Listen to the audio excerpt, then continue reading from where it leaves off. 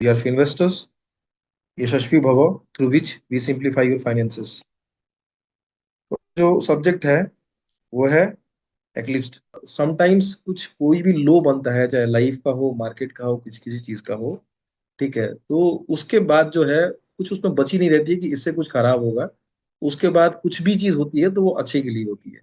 ठीक है, तो सब्जेक्ट इज एक्लिप्स। उसका मतलब है ग्रहण। तो और ऊपर है क्वेश्चन मार्क। तो क्या ये ग्रहण है? तो क्या जो ग्रहण लगता भी है तो क्या वो हमेशा के लिए ग्रहण होता है, वो ट्रांजिएंट होता है? इससे पहले कि मैं आगे बढ़ूं, मैं आपको बता दूं कि मैं सेबी रजिस्टर्ड नहीं हूं। इस एनालिसिस के दौरान अगर कोई भी स्टॉक का या किसी एसेट का नाम आता है मेरे द्वारा या किसी पार्टिसिपेंट के द्वारा, तो केवल वो आपको एजुकेट करने के लिए होगा, डेमोन्स्ट्रेशन के लिए होगा। वो किसी भी तरह से कोई बाई या सेल रिकमेंडेशन नहीं होगा। आप कोई भी बाई सेल करने के लिए अपने फाइनेंशियल एडवाइजर से संपर्क करें, उनकी सलाह लें और अपना भी ड्यू डिलीजेंस करें। पहले हम स्टार्ट करते हैं कि ड्रॉडाउन हुआ कितना है इंडेक्स में, और फिर सेक्टर वाइज क्या ड्रॉडाउन हुआ है। तो ये एक सामने आपके एक चार्ट है जिसमें आप देख सकते हैं कि निफ्टी जो है अपने ऑल टाइम हाई से, 52 वीक हाई से 15.80% डाउन है। हालांकि थोड़ा निचला लेवल टच करके ऊपर आई है। तो जो ड्रॉडाउन इज, जो मैक्सिमम टच हुआ है, द बॉटम इज जो है वो मोर देन 16%। बट जो क्लोजिंग है, ये लास्ट क्लोजिंग के लिए है, तो क्लोजिंग इज 15.80%। एक्चुअली क्या है कि निफ्टी जो है ना, निफ्टी 50, वो मार्केट का प्रॉपर हेल्थ अभी बता नहीं रहा है। ठीक है, जो क्योंकि निफ्टी 50 में टॉप 50 कंपनीज जो है मार्केट कैप या जो भी एलिजिबिलिटी के हिसाब से जो निफ्टी 50 में फॉल करती हैं, आप जैसे निफ्टी 50 से आगे निकलेंगे, समस्या वहां से स्टार्ट होती है। Like Nifty next 50। आप निफ्टी 50 के बाद जो अगली 50 कंपनीज है, जो कि वो भी लार्ज कैप ही है, आप वहां पे क्या देखेंगे? 26.77% का ड्रॉडाउन है। ठीक है, और फिर उसके बाद से जब आप निफ्टी 500 भी पकड़ लेते हैं अगर, तो वहां भी ऑलमोस्ट 20% का ड्रॉडाउन है। ठीक है, और निफ्टी 250 पकड़ लेते हैं अगर, वहां भी 20% के आसपास है। मिड कैप भी 20%, 21% है। और स्मॉल कैप भी 25%। जो क्लोजिंग हुई है वो 25%, 25.35 है, जबकि 26% का लोट बना है। और स्मॉल कैप अगेन 27% का, सॉरी, माइक्रो कैप 250 जो है वो 27% का लो छू के 26.43 पे क्लोज हुई है। तो हम अगर ब्रॉडर, अगर मार्केट को देखें, निफ्टी 50 को छोड़ के अगर ब्रॉडर मार्केट देखें, तो हम क्या पाएंगे कि लगभग 24-25% का ड्रॉडाउन हुआ है। ठीक है, क्योंकि हमारे पास क्या है कि कंपनीज जो है ऑलमोस्ट लिस्टेड स्पेस में 6,000 के आसपास कंपनी होंगी। ठीक है, तो जैसे ही हम नीचे उतरते हैं, माइक मतलब स्मॉल कैप 500 से अगर हम छोड़ देते हैं, जो निफ्टी 500 है, उसके बाद अगर हम नीचे आते हैं, तो आप क्या देखेंगे? ड्रॉडाउन जो है वो 22% के ऊपर हुआ है। और जितना हम नीचे आते चलेंगे, ड्रॉडाउन उससे ज्यादा बढ़ता चलेगा। अभी माइक्रो कैप 250 है, वहां 27% का आपको दिख गया, उससे और नीचे उतरेंगे तो और ज्यादा आपको दिखेगा। ठीक है, तो जो ब्रॉडर मार्केट है, तो ब्रॉडर मार्केट में ड्रॉडाउन जो है, निफ्टी 50 उसको डिनोट नहीं करता है। इसी तरह से जब, इससे पहले जब निफ्टी आगे, मतलब जब मार्केट आगे, ब्रॉडर मार्केट आगे बढ़ रहा था, तो निफ्टी उसके अपेक्षा आगे नहीं बढ़ रही थी। लाइक पिछले साल निफ्टी का जो गेन है वो महज 8% का था, जबकि मिड कैप और स्मॉल कैप का जो गेन था वो 20% से ज्यादा था। तो आज के टाइम पे केवल निफ्टी 50 जो है वो आपके ब्रॉडर मार्केट को नहीं डिनोट करती है। ठीक है, मेरा कहने का मतलब ये है। क्योंकि मोस्ट ऑफ द इन्वेस्टर्स जो हैं वो निफ्टी 50 की कंपनी में इन्वेस्ट नहीं करते हैं, क्योंकि वो कंपनी बहुत सारे रीजंस हैं। या तो उनमें उतनी ग्रोथ नहीं बची है, या फिर उनमें उतना टाइम नहीं बचा है, या फिर कंपनी इतनी बड़ी हो गई है कि एक एक फ्रेज है जो एलिफेंट कांट डांस, वो वाला फ्रेज के चलते बहुत सारी चीजें हैं। तो ये है आपका इंडेक्स वाइज क्या ड्रॉडाउन है, जो क्लोजिंग प्राइस के हिसाब से और ऑल टाइम हाई के बीच का जो सामने आपके गैप दिख रहा है। अब आते हैं कि सेक्टर वो कौन कौन से हैं। सेक्टर कौन कौन से हैं और किसमें, उसमें कितना कितना ड्रॉडाउन हो चुका है। तो दिस इज फॉर सेक्टर। तो हम सबको पता है कि निफ्टी का कम गिरना, दैट मीन्स कि निफ्टी में जो कॉन्स्टिट्यूएंट्स है वो कम गिरे होंगे। तो आपको सिंपल दिख रहा है यहाँ पे कि निफ्टी बैंक 11% गिरी है अपने टॉप से, फाइनेंशियल सर्विस 8% गिरा है, और फिर निफ्टी प्राइवेट बैंक 11% गिरा है। तो इन चीजों को हम देखते हैं तो ये काफी सपोर्ट करती हैं, लगभग लगभग 30% से ज्यादा ही है इनका पार्ट निफ्टी 50 में। तो वो ही कम गिरे हैं, तो इसीलिए इनका जो नेट नेट है, इसलिए वो 15.80 आ रहा है। ठीक है। इन तीन इंडेक्स को छोड़ के अगर हम किसी और इंडेक्स की बात करें, तो आप देखते हैं कि सारे इंडेक्स, एक हेल्थ केयर इंडेक्स को छोड़ के, हेल्थ केयर इंडेक्स कितना गिरा है? 16%। और आपको पता है कि अभी के टाइम पे जो इंडेक्स थोड़ा सा मजबूती से खड़ा है, वो कौन सा इंडेक्स है? वो फार्मा हेल्थ केयर इंडेक्स है। तो हेल्थ केयर इंडेक्स आप देखेंगे यहाँ पे तो 16.04% गिरा है। बाकी जो सारे इंडेक्स आपके सामने दिख रहे हैं, वो सारे के सारे ऑलमोस्ट 20% से 30% के बीच में, and even beyond something like Nifty media and Nifty reality and Nifty energy, ये 30% से भी ज्यादा गिरे हुए हैं। तो अगर आप बैंक्स को एंड फाइनेंशियल सर्विसेज को निकाल दे इस इंडेक्स, इन सभी सेक्टर्स में से, तो आप क्या पाएंगे कि जो बाकी जो इंडेक्स के जो ड्रॉडाउन है उनके, वो 25% से ज्यादा के ड्रॉडाउन है बाकी इंडेक्सेस में। ठीक है। एवरेज निकाल के हम बात करेंगे, तो ये सामने पिक्चर है। तो पैनिक का क्या माहौल है वो सामने आपके दिख रहा है। कुछ डेटा मैं इसमें और सेकंड कर देता हूँ, दैट इज कि वो आगे भी आएंगे, चलो उसमें मैं कवर करूंगा, बट फिर भी कुछ कुछ चीजें हैं लाइक कि जो पेन, जो जस्ट इससे पीछे वाला जो ड्रॉडाउन था, that at the time of higher inflation caused by Russia Ukraine war due to suppression of energy sources, तो उसके चलते जो क्रिएट हुआ था, तो इंडेक्स लेवल पे भले ही वो जो भी दिख रहे हो, बट जो पैनिक लेवल था इससे कम था। ये पैनिक लेवल ज्यादा है। ये यहाँ से भी दिखता है आपको कि जो 200 डीएमए से नीचे कितनी कंपनी ट्रेड कर रही हैं, तो the number now crossed even 90%। Last जो क्लोजिंग है वो 91% स्टॉक्स जो है वो 200 डीएमए के नीचे ट्रेड कर रहे हैं। दैट मीन्स कि केवल 9% ऐसे हैं जो 200 डीएमए के ऊपर ट्रेड कर रहे होंगे। अब वो 18 कर सकते हैं, 19 कर सकते हैं, 17 कर सकते हैं, उसके आसपास होंगे। तो ये मार्केट जो है बहुत ही, एक कह सकते हैं कि प्रॉपर तरीके से पूरा का पूरा ब्रॉडर मार्केट को लेके चल रही है। 91% पूरे के पूरे स्टॉक्स को नीचे अगर ट्रेड करना पड़े 200 डेली मूविंग एवरेज के नीचे, दैट मीन्स कि 200 दिन का मतलब क्या होगा? लगभग लगभग एक साल। 200 ट्रेडिंग डेज का मतलब एक साल। तो एक साल के एवरेज प्राइस से नीचे चल रहे हैं 91% के जैसे स्टॉक्स। तो ये दिखाता है कि कितना ज्यादा पेन एक्चुअली अभी लोगों को है। आगे बढ़ते हैं हम, एस्टिमेट्स देखते हैं कि ये तो हो गई ड्रॉडाउन की बातें। अब आगे जो कुछ कुछ रिसर्च जो करते हैं उनके एस्टिमेट्स क्या है, तो ये ब्लूमबर्ग कैपिटल लाइन आईसेक रिसर्च है, उनकी एक रिपोर्ट है, उनकी रिपोर्ट से लिया हुआ डेटा है।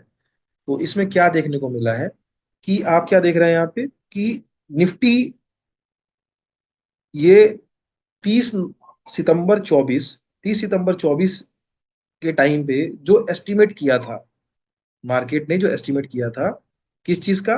पैट का, कितना पैट आना चाहिए अलग अलग कंपनीज में। तो निफ्टी 50 कंपनीज का पैट एस्टिमेट किया गया था 4838 बिलियन। ठीक है।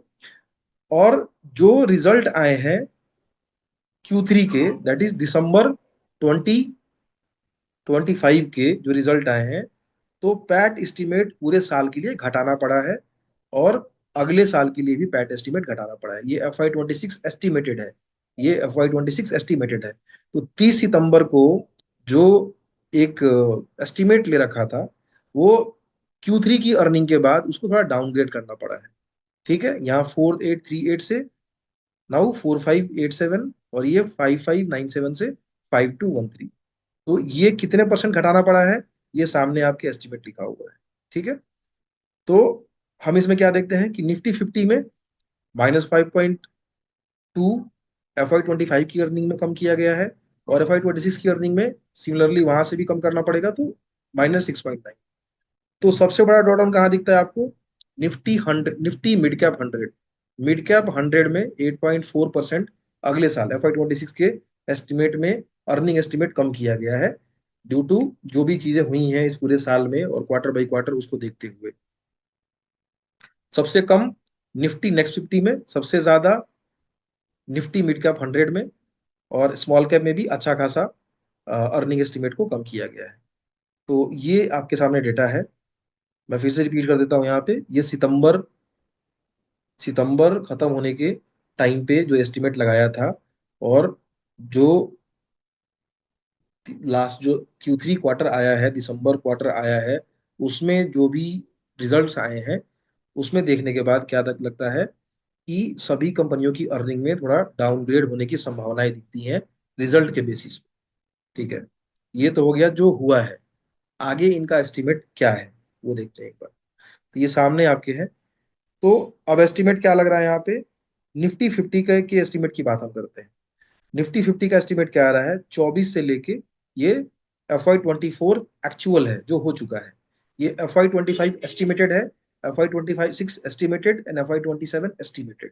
और ये CAGR है 24 से 27 के बीच का CAGR क्या निकलेगा पैट में, फ्री फ्लोट। ठीक है, तो क्या निकल के आता है सामने आपके, निफ्टी 50 में जो FY24 जो ग्रोथ हुई थी पैट की, वो 24% की हुई थी। इसलिए FY24 जो था वो बहुत ही बढ़िया बुल रन था, सिंगल एकदम लाइन में। सबको ये बात पता होगी।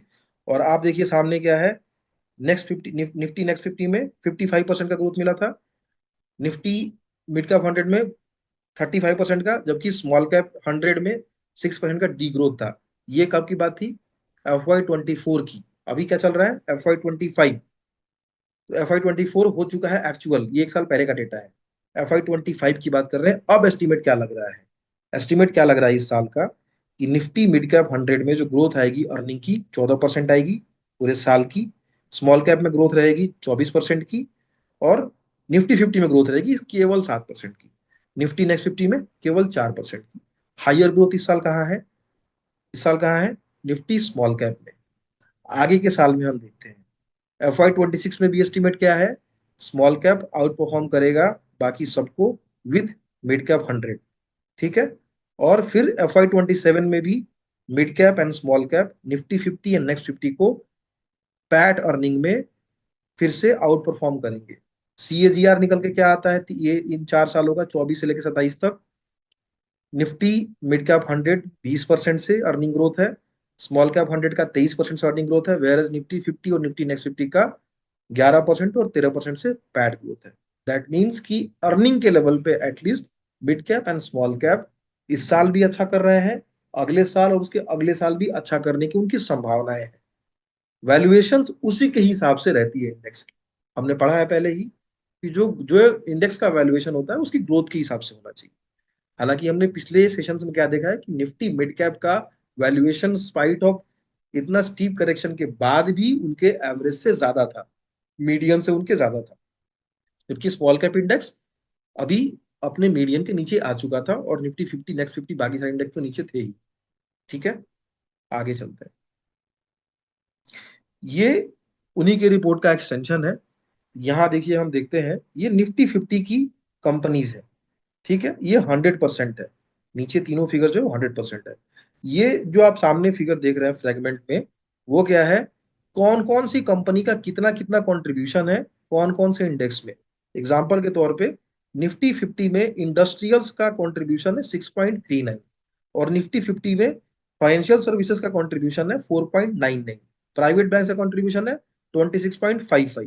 ठीक है, अब यहाँ पे क्या दिखता है आपको, कैपेक्स कहाँ पे चल रहा है, अपना कैपेक्स कहाँ पे चल रहा है, तो इस एरिया में चल रहा है, यहाँ पे इंडस्ट्रियल में, मटेरियल्स में, मेटल्स में, यूटिलिटीज में, सीमेंट में, रियल एस्टेट में, एनर्जी में, टेलीकॉम में, ट्रांसपोर्ट, यहाँ पे चल रहा है। और जो आखिरी जो आया हुआ है हमारा बजट, वो कहाँ पे फोकस्ड है, मतलब कैपेक्स पे तो है ही काम वहां पे, लेकिन एक नया फोकस जो बनाया वो कहाँ पे बनाया, वो बनाया कंजम्पशन पे बनाया। ठीक है, और अभी का हेल्थ केयर जो है वो बेटर कर ही रहा है, आप सबको पता है। ठीक है, तो अब इस चार्ट को देख के क्या लगता है कि निफ्टी 50 की अर्निंग ग्रोथ को कम क्यों दिखाया गया है, रीजन क्या है, रीजन क्या निकल के आएगा आपके पास, आप जो इस चार्ट को देख रहे हैं। तो निफ्टी 50 में फाइनेंशियल्स के जो एलोकेशंस हैं, जो फाइनेंशियल सर्विसेज के, financial service, private bank, PSU bank का जो लोकेशन है, आज के डेट में 34% का एलोकेशन निफ्टी 50 में केवल फाइनेंशियल सर्विसेज से है। ठीक है, 25% का allocation health care, IT and ये कंज्यूमर स्टेपल्स से है। 11% है कंजम्पशन से, और 28% है ये कैपेक्स वाले साइड से। ठीक है। जबकि मिड कैप में और स्मॉल कैप में ये कैपेक्स वाली जो चीजें हैं वो 38 39% है। और उन्हीं में फाइनेंशियल्स का जो जो कंट्रीब्यूशन है वो 16 और 15% है। तो ये डेटा गलत कब साबित होगा? डेटा ये गलत साबित तब होगा जब फाइनेंशियल्स ज्यादा अच्छा कर जाए अर्निंग लेवल्स पे। ठीक है। तो निफ्टी 50 ज्यादा बढ़ेगी, स्मॉल कैप मिड कैप कम बढ़ेगा। लेकिन अगर फाइनेंशियल्स अंडर परफॉर्म करते हैं, कैपेक्स को, कैपेक्स हैवी जो सेक्टर्स हैं उनको अंडर परफॉर्म करते हैं, तो ये डेटा जो है बिल्कुल एकदम उस पर खरे उतरेगा। इसका ये इंटरप्रिटेशन है। तो किसी भी इन्वेस्टर को एक बार देखना पड़ेगा इस बात को देख के कि आगे जो अर्निंग्स आने वाली है वो कौन से सेक्टर में आने वाली है, और क्या मैं उस सेक्टर में इन्वेस्टेड हूं कि नहीं। ठीक है। इसको देख के आप क्लियरली समझ सकते हैं कि आपको इन्वेस्ट कहाँ करना चाहिए। ठीक है। आगे बढ़ते हैं। अब हमने ये सब चीजें देख ली।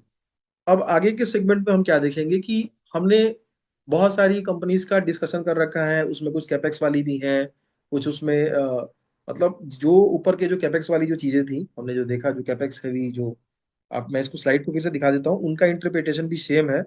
That the broader indices have significantly high weight in manufacturing, discretionary consumption and services space, which could benefit from current demand environment, which is emanating from capex cycle and discretionary consumption. वो इसकी बात कर रहा है, इन दोनों की बात कर रहा है। इन दोनों की जो करंट साइकिल जो कंजम्पशन का है और जो कैपेक्स का है, वो इस तरफ फॉल करता है। ये 38 + 16 इज 54%, 54.5%।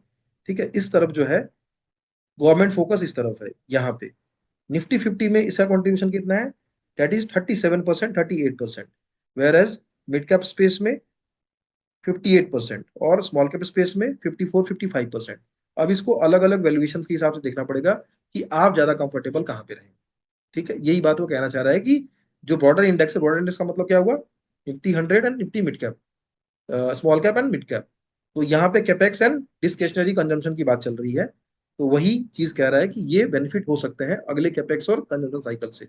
ये डेटा बिल्कुल अलग हो जाएगा अगर बैंक्स ने आउट परफॉर्म कर दिया इसको। तो निफ्टी 50 ज्यादा आगे चलेगी, स्मॉल कैप और मिड कैप ब्रॉडर इंडेक्स से ज्यादा आगे चलेगी। और आप है कि आज के टाइम पे जो फाइनेंशियल सर्विस और बैंक्स हैं वो अपने हिस्टोरिक लो वैल्यूएशन पे चल रहे हैं। उनमें ग्रोथ आनी चाहिए कि नहीं आनी चाहिए, आनी चाहिए तो क्यों आनी चाहिए, नहीं आनी चाहिए तो क्यों नहीं आनी चाहिए, ये इंटरप्रिटेशन का एक काम रहेगा। वापस आते हैं कि अब इन चीजों को जो कैपेक्स साइकिल्स हैं और जो कंजम्पशन की जो चीज है उसमें हमने कभी डिस्कशन कर रखा होगा, तो वो अभी इस पैनिक सेल के बाद कहाँ पे चल रहे हैं, उनसे हम क्या उम्मीद कर सकते हैं, उनके कॉन्फ्रेंस कॉल के हिसाब से या इंटरव्यू के हिसाब से। हालांकि वो सभी बातें सही होंगी नहीं होंगी ये केवल रिजल्ट बताएगा। हमने पास में देख रखा है कि काफी चीजें जो हैं ज्यादा बढ़ा चढ़ा के भी बताई जाती हैं। तो ये एक आपके पर्सनल लेवल पे हो जाएगा कि आप उस चीज पे कितना भरोसा करें और अपने आप को कितना वेटेज दें उसकी तरफ एलोकेशन करने में, या जस्ट उसको मॉनिटर करें, या जस्ट आप बस इस चीज को होते हुए देखना चाहते हैं। ये it is up to you to decide. तो हमने कंपनीज कुछ देखी हैं और उसमें वो अभी किस स्थिति में है वो हम देखने की कोशिश करेंगे। तो कंपनीज होगा, उसका मार्केट कैप होगा, price to earning ratio trailing 12 month basis पे रहेगा। प्रोजेक्शंस आए हैं या तो कॉन्फ्रेंस कॉल से या किसी ओपन इंटरव्यू से। FY 26 का पैट कितना एस्टिमेट हमने किया है, FY 26 का प्राइस टू अर्निंग एस्टिमेटेड कितना रहेगा, 3 इयर्स का प्राइस टू अर्निंग रेशियो का एवरेज, मतलब मीडियन पी लास्ट 3 इयर्स का लिया है। 3 इयर्स का इसलिए लिया, अगर मैं 5 साल का लेता तो उसमें कोविड आता, कोविड में फिर बहुत ही अलग ड्रॉडाउन आ जाता, तो फिर उससे मतलब एक ज्यादा ही डाइवर्जन दिखता। 3 साल का डेटा लेने पे क्या होता है कि आखिरी ड्रॉडाउन का जो डेटा है वो उसमें एटलीस्ट कंबाइन हो जाता है। तो आखिरी ड्रॉडाउन में जहां पे ट्रेड किया है, इस बार जहां पे ट्रेड करेगा, तो एक मीडियन, एक थोड़ा सा ठीक ठाक हेल्दी मीडियन निकल के आता है। 5 साल में बहुत ज्यादा सप्रेस्ड हो जाता है क्योंकि कोविड था, कोविड में कोई वैल्यूएशन नहीं था किसी चीज का। और अब आगे के जो उनके प्रोजेक्शन है उसके हिसाब से, अगर FY 26 का प्रोजेक्शन है तो उसके हिसाब से पेग रेशियो, या उससे आगे का अगर हमारे पास अवेलेबल है डेटा, तो उसके हिसाब से क्या price to earning upon growth ratio निकल के आता है। तो पहली कंपनी देखते हैं। The first company Sky Gold. Right now the market cap is 4661 crore. Every data written here is in crores, और बाकी जो रेशियोज हैं दैट इज वो एकदम absolute ratio like price to earning ratio. तो राइट नाउ जो ट्रेलिंग 12 मंथ पे price to earning ratio is 43.1।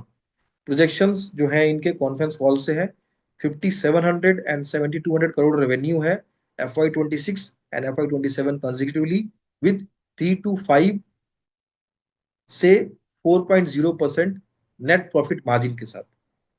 तो FY26 का पैट क्या आएगा, 3.5% मार्जिन से 199 का पैट आएगा। FY26 का प्राइस टू अर्निंग क्या आएगा एस्टिमेटेड, दैट इज फॉरवर्ड, हमने फॉरवर्ड भी पढ़ी है ना, forward price to earning FY26 वो आएगा 23.42।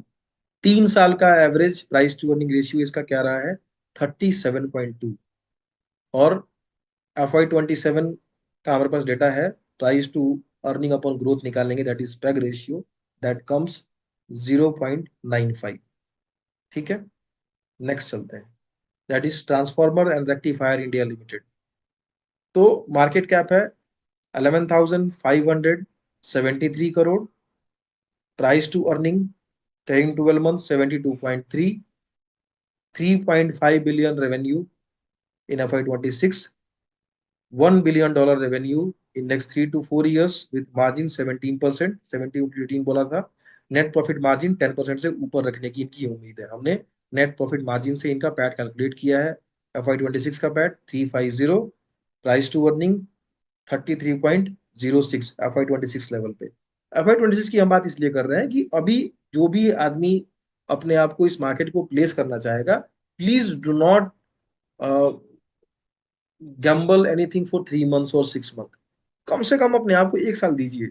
1 साल में मार्केट भी अपने हिसाब से आराम से नॉर्मलाइज होगा, और बाकी जो भी अर्निंग ग्रोथ आनी वो भी आके सपोर्ट करेंगी। तो एक बीच का रास्ता निकलने की पूरी पूरी उम्मीद रहेगी। इसलिए एटलीस्ट कम से कम अपने आप को 1 साल के हिसाब से देखिए यहाँ से। तो 3 इयर्स का जो मीडियन पी हमने देखा इसमें क्या था, 71.2, वेयर इज अगले साल का क्या निकलेगा, 33.06। PEG ratio is 1.28 right now. Now comes Zaggle Prepaid. 4658 is present market cap. Price to earning 12 month 62.4. Revenue guidance FY25 का 58 से 63% with 9 to 10% margin.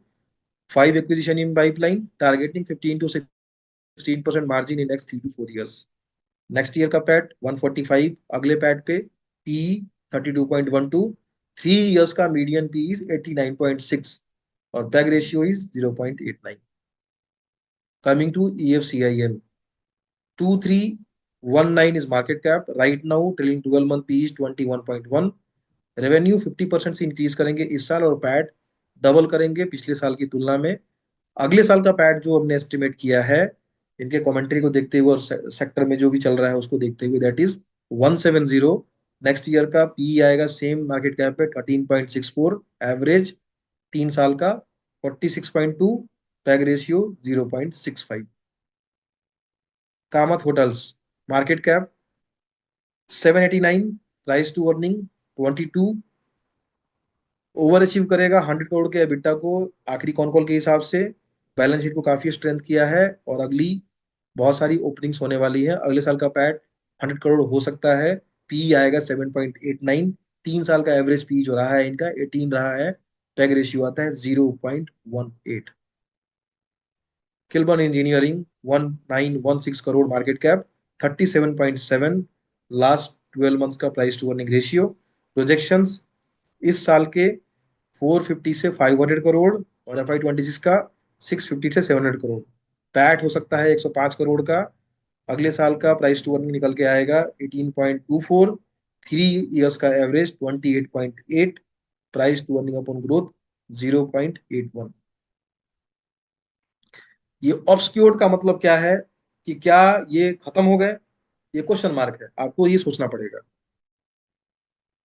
Now coming to Senco gold, market cap is 4806, price to earning right now 34.3, margin 7 to 8% and 72% crore revenue for FY26। Q4 to see 7% margin, जो कि इस बार का margin 4% के आसपास था। वो अगले क्वार्टर से नॉर्मलाइज होगा और पूरे साल का 7-8% के मार्जिन को मेंटेन करने की इनकी आशा है। पैट आएगा 300 करोड़ का, और इस पैट पे प्राइस टू अर्निंग 16.02। और पिछले 3 साल का अगर हम प्राइस टू अर्निंग रेशियो देखें मीडियन, जिसमें कि ये दोनों ड्रॉडाउन भी इंक्लूड है, that comes 35.3, PEG ratio 0.65। RBZ jewellers 613 market cap, right now price to earning 18.6, में overachieve stated 35 crore PAT for FY25। अभी का पैट इनका 33 करोड़ हो चुका है, आखिरी 3 क्वार्टर्स में 35 आराम से क्रॉस कर लेंगे। अगले साल इन्होंने बोला है कि 45 करोड़ का पैट भी हम अचीव कर लेंगे। उसके हिसाब से फॉरवर्ड P26 का निकल के आता है 13.6, और एवरेज पी क्या ट्रेड किया है 3 साल में इन्होंने 21.8, 0.66 पैग रेशियो। सुयोग टेलीमैक 1109 मार्केट कैप, 15.8 अभी का प्रेजेंट ट्रेलिंग 12 मंथ का प्राइस टू अर्निंग रेशियो है। गाइडेंस मेंटेन किया है इन्होंने, इस साल का भी अगले साल का भी फंड रेज होगा, पार्टिसिपेट करेंगे। और अपने कैपेक्स को बोला है कि हम बैंक लोन से फंड करने की तरफ देख रहे हैं। अगले साल का पैट 100 करोड़ हो सकता है, और उसके हिसाब से फिर प्राइस टू अर्निंग निकल के आएगा 11.09। एवरेज पी जो है वो 13.5 3 साल की है, PEG ratio 0.47। Transrail 6,942 crore, 30.2 price to earning ratio. 30% के हिस्टोरिक ग्रोथ रेट से बढ़ते हैं, ये मेंटेन करेंगे, बहुत ही अच्छा हेल्दी ऑर्डर बुक है, अगले 2 साल तक के लिए बुक है। 440 करोड़ का पैट हो सकता है FY26 में। 15.77 आएगा उसका प्राइस टू अर्निंग रेशियो के हिसाब से। न्यू लिस्टिंग है इसलिए 3 साल का एवरेज पी नहीं है, और PEG ratio 0.5। Now Apollo micro cap defence manufacturing की तरफ फिर से फोकस है गवर्नमेंट का। 3454, 61.6 right now price to earning ratio. May grow 45 to 50%, internal target 100% for FY26। EBITDA margin 25% से 30%। अगले साल का पैट 105 हो सकता है। एस्टिमेटेड जो FY26 का पी होगा, फॉरवर्ड पी दैट इज 32.89। 3 साल का एवरेज पी क्या है 55, पैग रेशियो 0.91। नेक्स्ट कंपनी जो आती है दैट इज EMS लिमिटेड। ये वाटर मैनेजमेंट की कंपनी है। Right now at 3391 crore market cap, it is trading at 18.4 price to earning ratio. अच्छा एग्जीक्यूशन करते आ रही है, इवन स्पाइट ऑफ इस स्लोडाउन में भी किया है इसने। हालांकि जो कैश कन्वर्जन साइकिल है उसको ट्रैक करने की जरूरत है, और सेम आगे भी ये ऐसा करेंगे, ऐसा इन्होंने कहने की कोशिश की है अपने कॉन कॉल के थ्रू। तो अगला साल का पैट निकल के 250 आएगा, जो इनके पी को बना देगा 13.56। एवरेज पी 3 साल की है 26.3, और पैग रेशियो है 0.73। मैं बीच में बोल देता हूँ एक बार कि एवरेज पी क्यों ली है। एक आप ऐसे भी देख सकते हैं कि अपने 3 साल के एवरेज मीडियन पी से नीचे भी चल रहा है, और पैग रेशियो जो भी आपने अपने हिसाब से समझ रखा है वो आप इसमें अप्लाई करके देख सकते हैं। Now coming to Techno Electric, 11328 is the market cap, right now trading at 35.3 price to earning ratio, on track to deliver guided 35 rupees EPS, अगले साल का 50 और उसका अगले साल का 75 रुपीज का EPS ये करेंगे, ऐसा इन्होंने कहा है। और उस पर काफी अभी अभी इसको होल्ड किया, अपने गाइडेंस को होल्ड नहीं किया इन्होंने, अचीव करने की बात की हम कर लेंगे। और बाकी जो भी सेगमेंट इसमें है, चाहे वो स्मार्ट मीटरिंग का हो चाहे पावर जनरेशन का हो, पावर जनरेशन तो उतना शायद उनको नहीं मिलेगा उससे, बट स्मार्ट मीटरिंग एंड इनका जो ट्रांसमिशन का सेगमेंट है वो अच्छा करने की संभावना है। डेटा सेंटर का इनके पास अलग से एक सेगमेंट है, वो कितना इनको बेनिफिट करेगा ये ऑप्टिमिस्टिक है, but market has to decide. बस उसको हटाने के बाद भी जो FY26 का पैट आएगा एग्जिस्टिंग बिजनेस से, वो आएगा 560 करोड़ का, और इसके प्राइस टू अर्निंग को ले जाएगा 20.22 पे। 3 इयर्स का एवरेज पी है 41.8, tag ratio 0.79। Now comes to Samhi hotels, market cap 3163, 66.8 अभी का इसका लास्ट 12 मंथ्स का प्राइस टू अर्निंग रेशियो है। पहले ये नेगेटिव पैट में था, इसलिए ये थोड़ा ऊपर की तरफ दिख रहा है। Q4 will be better than the Q3। FY26 will have some major upcoming facilities। Debt to EBITDA ratio FY26 में ये रखेंगे 4.5, एंड FY26 में रखेंगे 3.5। मतलब नेट डेट जो है और एबिटा में क्या रेशियो बना रहेगा, इसका इन्होंने जस्ट एक आपको रेशियो देके रखा है, उस हिसाब से आपको पैट एस्टिमेट करना पड़ेगा। That comes near 175 crore PAT, जो इसके पीई को बनाता है 18.7। 3 साल का एवरेज पी इसलिए नहीं है क्योंकि पहले ये नेगेटिव पैट कंपनी थी। Price to earning growth 0.39। Now comes to सिंसिस tech, 2452 market cap right now, price to earning ratio 46.3, 550 crore का रेवेन्यू अचीव कर सकते हैं FY26 में with operating margin improvement. FY26 का पैट 85 करोड़ हो सकता है, जो कि पी रेशियो को ले जाएगा नीचे 28.84 तक। 3 इयर्स का मीडियन पी इज 19.3, क्योंकि इस कंपनी की री रेटिंग हुई है, इसलिए यहाँ पे 3 इयर्स मीडियन पी भी आपको नीचे दिख रहा है। आगे भी इनके काफी एम्बिशियस प्लान है अगले 2-3 साल में, तो रेवेन्यू को 1000 करोड़ तक ले जाना, उसके बारे में बात नहीं कर रहे हैं हम, केवल FY26 के बारे में बात कर रहे हैं। PEG ratio comes at 1.0। Now coming to Inox wind, market cap is 19582, price to earning ratio 63.4। ये भी पहले निगेटिव पैट कंपनी थी। गाइडेंस है इनके 1200 मेगावाट और 2000 मेगावाट, 2000 मेगावाट नहीं 2 गीगावाट है बाई FY25, FY27, 26 एंड 27। 17 से 18% मार्जिन। FY26 का पैट निकल के आएगा 780।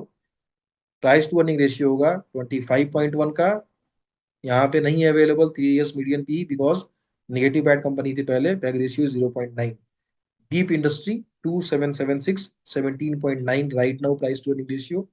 800 रेवेन्यू की बात करी है FY26 में विद ऑपरेटिंग मार्जिन 45 से 47% मार्जिन। 250 का पैट बनाने की इनकी चांसेस हैं। 11.1 का प्राइस टू अर्निंग हो जाएगा। एवरेज जो रहा है वो 14 का रहा है, और पैग रेशियो निकल के आता है 0.45। अब एक और कंपनी रही होगी, that is dynamic cable. 1377 market cap, right now price to earning ratio is 25। Will increase revenue by historic 20%। उससे ज्यादा किए उन्होंने पिछले साल 5 साल में। आखिरी कॉन कॉल के हिसाब से ये बोल रहे हैं कि हमने 5 साल में 20% से ज्यादा बढ़ाया है रेवेन्यू को।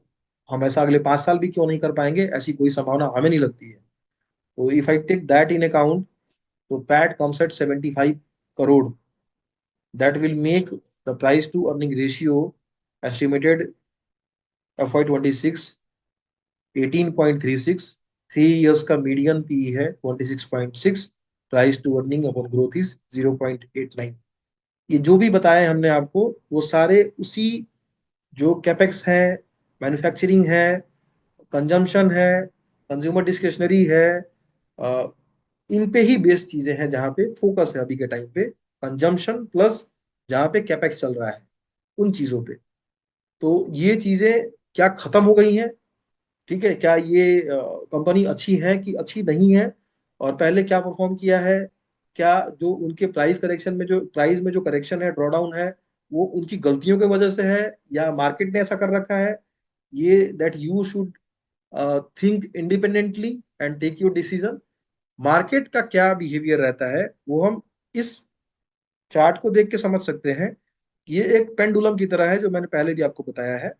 तो फेयर वैल्यू कहीं बीच में है, लेकिन ये हमेशा ऑस्किलेट करता रहेगा पूरा ओवर वैल्यूएशन से अंडर वैल्यूएशन की तरफ। ये कभी भी बीच में रुकेगा नहीं। तो आपको समझने की जरूरत ये है कि आप सबसे ज्यादा रिटर्न कब बनाएंगे, जब आप उसको बहुत ज्यादा अंडर वैल्यूएशन पे खरीदेंगे। फेयर वैल्यूएशन पे खरीदेंगे तब भी रिटर्न बना लेंगे, लेकिन आपको वेट करना पड़ेगा कि वो ओवर वैल्यूड हो, तब रिटर्न बनेगा। लेकिन अंडर वैल्यूएशन से अगर फेयर वैल्यूएशन में भी गया, तो भी आपका रिटर्न बनेगा। तो अंडर वैल्यूएशन कहाँ पे होता है? That is when the market is in extreme pessimism, then only undervaluation occurs. When the market trades normally, that will be between fair value to overvalued, and the market जब heat होता है, every second person want to join stock market। सब चाहते हैं नौकरी छोड़ दूं, सब चाहते हैं कि यार मैं जो अपना प्राइम वाला काम करता हूँ उससे ज्यादा पैसा मुझे यहाँ से आता है, मैं यही क्यों ना करूं। That is the sign of market is going into over valuation. ठीक है। तो एक इंडिविजुअल की तरह से, एक एक इन्वेस्टर की तरह से, एक लॉजिकल प्रूफुल इन्फॉर्म्ड इन्वेस्टर अगर ये सोचे बैठ के कि मेरा ज्यादा रिटर्न कहाँ बन सकता है, तो only when he provide himself opportunity that enables him to deploy some money or a huge chunk of money when the market is actually quoting under valuation। Under valuation का कोई अंत नहीं होता है, तो वो और कितना अंडर वैल्यू ले जाए ये कोई नहीं बोल सकता। But it is like a pendulum, it has to oscillate. ठीक है। तो this is all from my side. If you have any question you can ask. Thank you.